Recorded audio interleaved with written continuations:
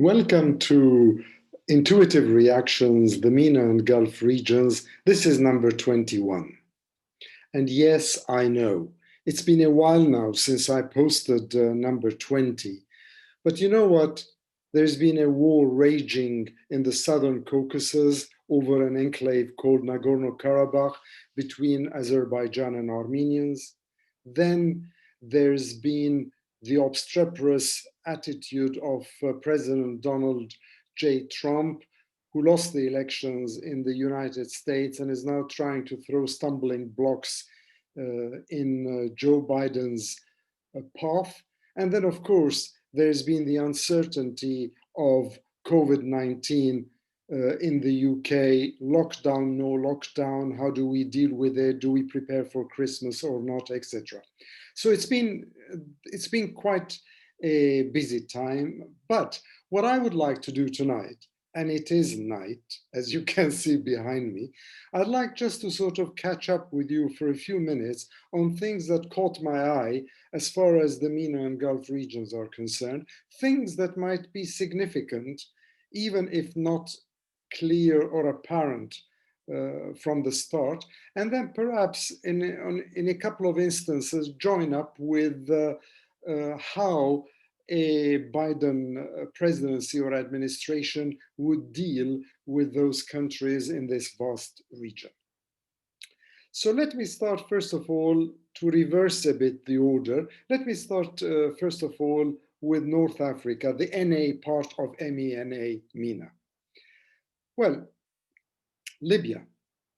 Libya, I'm hopeful. I'm hopeful despite the fact that we've been there many times and then things have collapsed, they've gone all belly up. I'm hopeful because there are three processes that are taking place in Libya: the political process, the security process, and the economic process, or call them tracks, if you will. And the first one was dealt with to some extent in Morocco, and then the second one in Tunisia. And I think that the Libyans are finally getting their act together, where East and West are beginning to meet, and where hopefully there will be some positive results for a country that is oil rich and that deserves to have a better future after the awful and bumpy times it's witnessed since the death of Muammar al-Gaddafi. Then, after Libya, Algeria. Algeria, they had a referendum. The turnout was very low.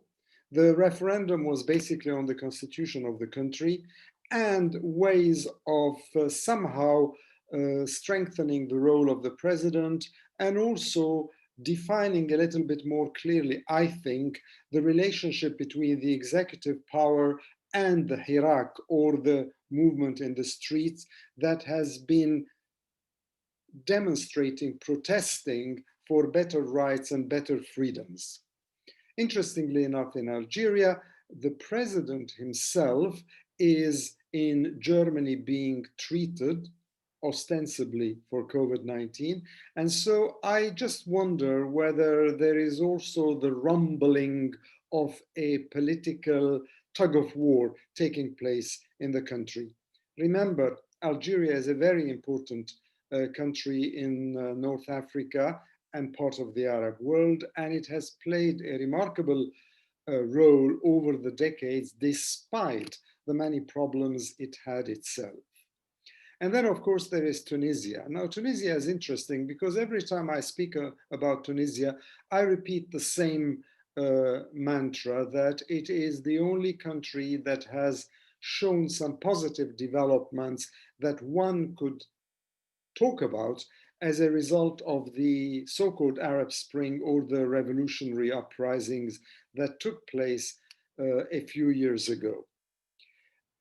The interesting thing about Tunisia that I would just leave as food for thought with you, as I'm doing throughout this episode, is that the country is in dire economic straits.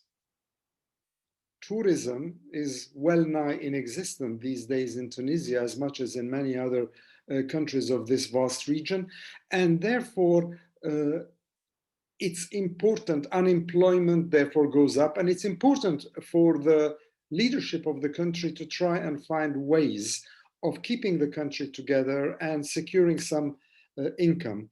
And I think one of the reasons, not the only reason certainly, but one of the reasons why President Qais Said went to Qatar recently, visited Qatar, was basically to agree on some deals, on some commercial deals, trade deals, etc., that would also help Tunisia during this difficult period. Having spoken about Libya, Tunisia, and Algeria, I would then, of course, just mention, as far as Morocco is concerned, the spat that's going on between Morocco on the one side and Mauritania on the other about the Western Sahara Desert. Now, it's interesting because this is also one of those festering, simmering, long-time conflicts. And I remember many moons ago, when I was doing my law degree, I actually wrote a paper on the Western Sahara desert conflict. It's back again, and the tug of war, the spat, the tensions are there again. That's also something to keep an eye on. Then, as I sort of move from the NA and go to ME, the Middle East, the Levant, if you want, first thing I would like to say is that Jordan, which is a strong ally of the United States, no matter the president, um, just held parliamentary elections. The turnout was again quite low, but what happened this time, interestingly, with the results is that there are now younger faces, fresh faces, and less members of the Muslim Brotherhood represented in parliament. Jordan, of course, is suffering acutely from COVID-19, and there are lockdowns on and off all the time. But Jordan is a strategic country in the region, and it's also an ally of the West. So it's interesting to keep an eye on how the king and the government, which changes prime ministers quite regularly and frequently, is coping with all those political and social upheavals in the country, let alone, again, the economic problems. Then, of course, there is Lebanon. Lebanon is an endemic case of suffering over the past few years. And now, post the horrible port explosion, post the Macron French initiative, when he visited the country twice, but really didn't get very far, the country is now once again in the throes of trying to find a government, to form a government. And it's again Sheikh Saad al-Hariri who once more is trying to put together a technical, a technocratic, a political government. But listen, it's very hard because Lebanon is sectarian. Lebanon is basically ruled by its political chieftains, and they are all so much into their own self-interest that they don't want to give away any of their rights. And therefore, this tug of war continues all the time. You want this portfolio? I want that portfolio. Who cares about the people? Who cares about the future of the country? And of course, like Jordan, COVID is really seriously hampering life in Lebanon as well. So will the French initiative survive? I suppose we'll have a better idea come the end of the month. Will a government see the light of day?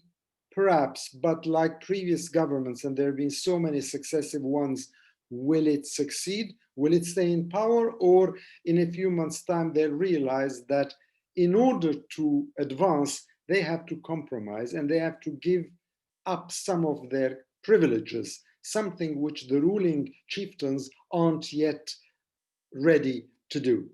And then, of course, in Syria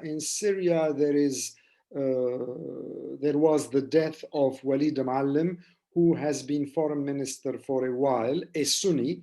And some people claim that he was not really with the regime, but that he was there for different reasons. I do not buy that quite as easily as that. And I would say that if he really wanted to stand up and be counted, he could have done that. After all, the proof of the pudding is in the eating. So he's gone. As I said in one of my social media posts, out goes Walid Ma'alem, comes in possibly Faisal Miqdad, but the country stays the same. The ruling dynasty is still in control. The corruption is still there. The abuse of human rights is still there. Prisons are awful in Syria and in Iraq, by the way. I don't know which one is worse. And so, as we say in French, plus ça change, plus c'est la même chose. Then, of course, there is Iraq. But Iraq, I'm not going to touch Iraq. Why? Not because I don't want to speak about Iraq. I do. It has been one of the cradles of Arab civilization. It's a wonderful country. I was involved with Iraq, very directly during the first Gulf War many moons ago.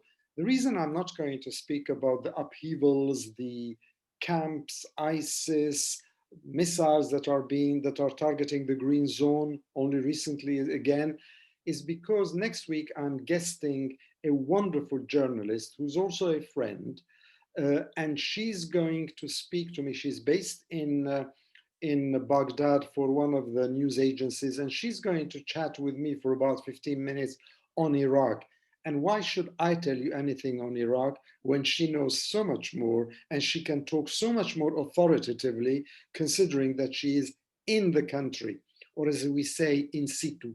I like that one. So that's Iraq for you, and that then brings me to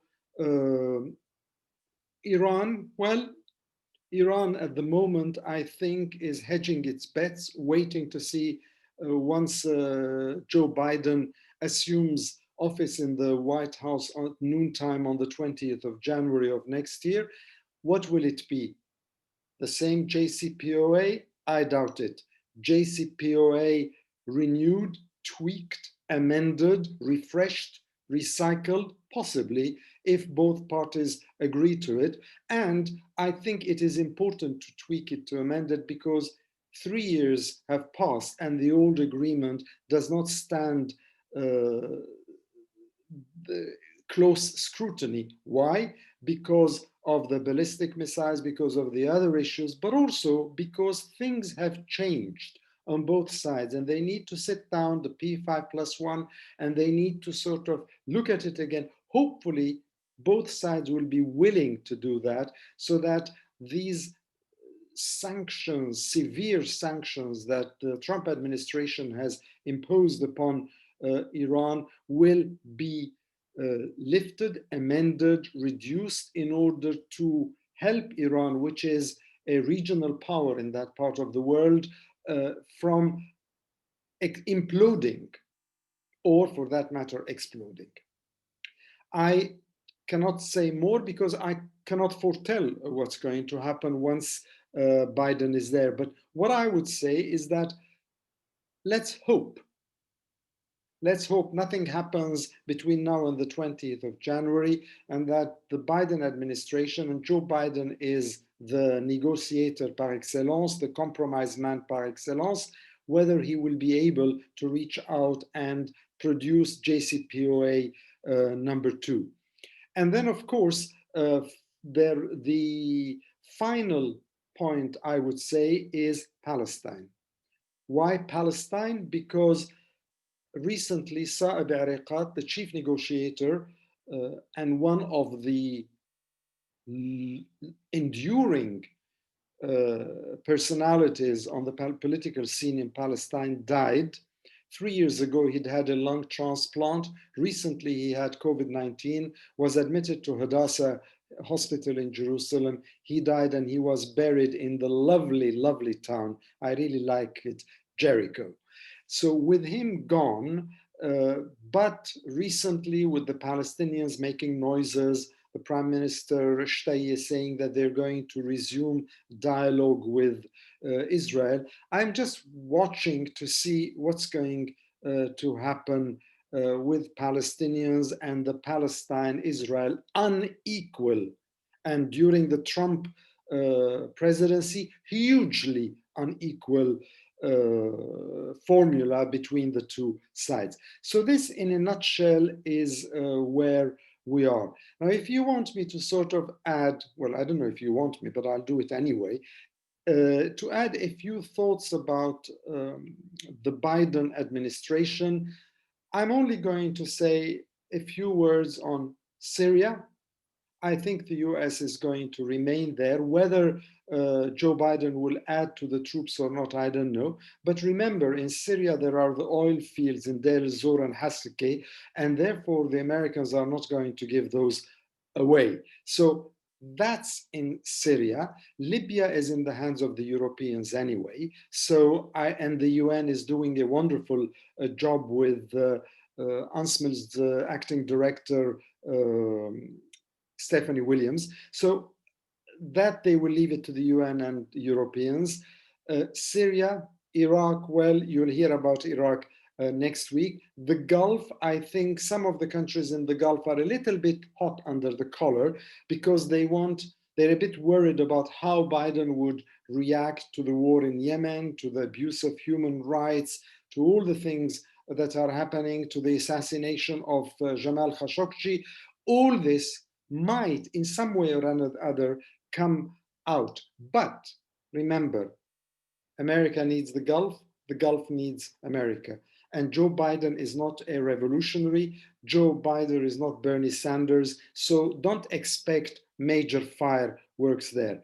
The only thing I would add is that I think that in terms of, well, Lebanon, we'll see about the sanctions.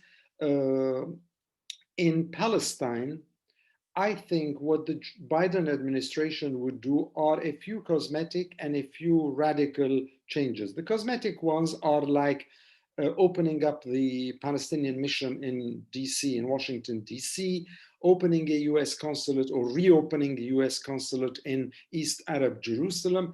But the most important thing, I believe, would be that they would refund UNRWA, which helps the refugees across the West Bank, in the Gaza Strip, in Jordan, and elsewhere. And the Trump administration has defunded UNRWA, and they're in desperate need of money. Otherwise, the schools, the camps, everything is going belly up. And when that happens, social unrest, restive reactions mean that there is more danger and more radicalism across the region. So hopefully, UNRWA, USAID, others will come back on tap, as it were. Forgive me for that crude comparison, in order to help Palestinians. And who knows, maybe something good will come out of that too. So that's where we are. I'm going to leave it at that. Why? Because this is all food for thought. Seeds that I'm planting, I'm sharing with you. It's entirely up to you whether you want to ignore the seeds, whether you want to water them and irrigate them.